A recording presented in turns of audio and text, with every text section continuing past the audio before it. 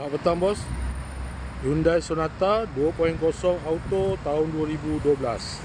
Kereta dah cantik, cat dah baru, condition semua okey, tak ada masalah.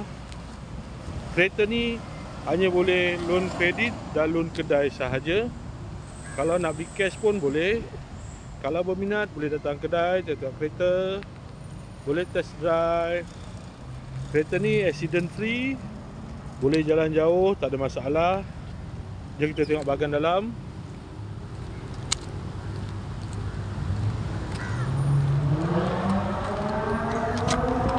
Dalam masih cantik lagi, leather seat.